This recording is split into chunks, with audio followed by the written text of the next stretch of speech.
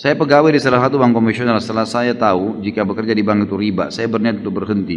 Tapi saya masih ragu karena sempat konsultasi ke beberapa teman bahwa dilihat dari manfaat bank itu lebih banyak daripada mudaratnya. Karena hampir seluruh perusahaan yang ada di Indonesia menggunakan jasa bank.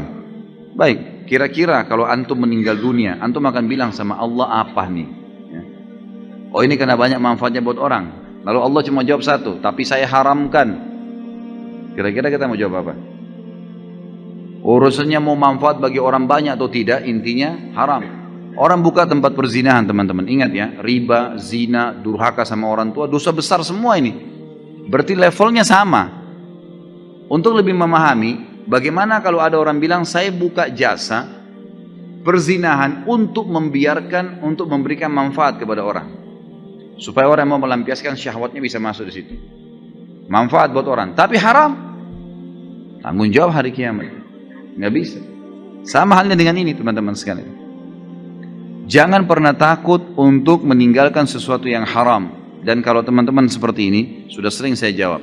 Kalau antum sedang ada perasaan takut mau meninggalkan karena ini haram, datang ke seorang ustadz, saya mau tinggalkan nih, tapi saya nggak tahu nih, saya nggak tahu harus bagaimana, nanti nama baik saya sudah terlanjur punya kerjaan, teman-teman saya, keluarga saya, kemudian saya juga sudah punya pendapatan, dan seterusnya lah, fasilitas kendaraan dan macam-macam.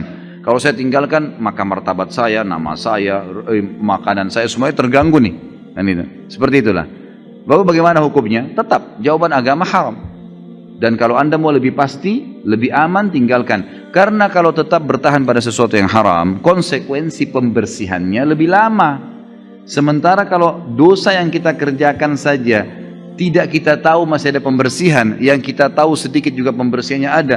Apalagi kalau yang sudah besar, bertahun-tahun antum bertahan. Kemarin saya subhanallah waktu di Pontianak, pas lagi makan, tidak sengaja seorang notaris saudara kita yang mengundang di Pontianak itu, kemudian makan siang di rumah makan Padang. Dia undanglah teman-temannya dia. Di antaranya kepala cabang bank konvensional di situ.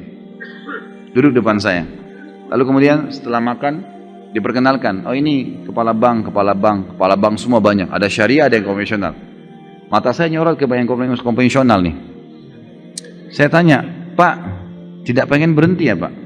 Saya tanya gitu. Oh pengen sih Ustaz. Ini ditunjuk temannya notaris, saya nggak usah sebutin namanya. Ini Bapak ini tahu betul saya ingin berhenti. Terus kenapa nggak berhenti Pak? Iya, lagi mengatur strategi. Gitu. Baik.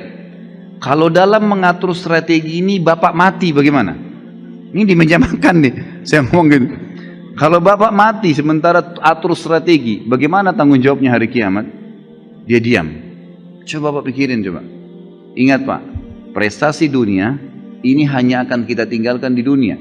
Di akhirat, apa yang Bapak lakukan dari kebaikan akan diterima. Pikirkan baik-baik ini. 1 dirham riba, dalam hadis dikatakan lebih berat daripada 36 kali berzina. Riwayat lain lebih berat daripada berzina dengan ibu sendiri. Bapak sudah tahu belum itu? Iya Ustaz. Baik, apa yang Bapak kira-kira mau lakukan sekarang? Saya tanya gitu. Saya mau tinggalkan, tapi kira-kira kiat-kiatnya Ustaz. Baik. Langkah pertama, kiat pertama Bapak keluar, saya bilang. Keluar dulu. Kenapa keluar? Dia kan diam. Saya tanya, Bapak pasti tanya saya, kenapa keluar? Saya bilang iya. Bapak sekarang lagi injak lumpur, penuh lumpur nih semuanya. Lalu bilang, Ustadz bersihin dong. Saya bawa air nih, selang. Kalau saya siram, sementara Bapak di lumpur, tambah becek. Saya sampaikan hukum, Bapak masih tetap mau kerja di situ, tambah beban tuh. Pulang tambah terfikirkan, tambah ini. Jadi serba susah. Jadi caranya keluar dulu dari lumpur. Keluar di jalan, saya siram tuh. Bersih, keringin bisa lari. Gitu kan. Jadi harus keluar, nggak bisa enggak. Bapak harus keluar dulu gitu kan. Baru bisa jalan gitu. Dia bilang sebenarnya gini Pak. Saya bilang minimal Bapak pindah ke syariah. Saya bilang gitu. Iya sebenarnya mau Pak. Dan Bapak perlu tahu, dia bilang Pak Ustadz. Waktu bank syariah dibuka, begitu mau buka cabang di sini dia bilang, gitu kan? Semua ini yang konven ini mau pindah ke syariah semua. Sampai sekarang dikasih peraturan udah nggak bisa lagi. Jadi ini yang membuat masih tertahan. Baik, kiat pertama dari saya keluar. Kiat kedua, Bapak mulai memikirkan dari uang yang ada untuk buka usaha. Usaha-usaha. Yang ketiga, Menjelaskan pada istri, pada anak, supaya mereka tidak kaget tentang masalah haram. Ajak mereka supaya satu rumah semua kerjasama untuk itu. Yang keempat, bertawakal kepada Allah. Sudah.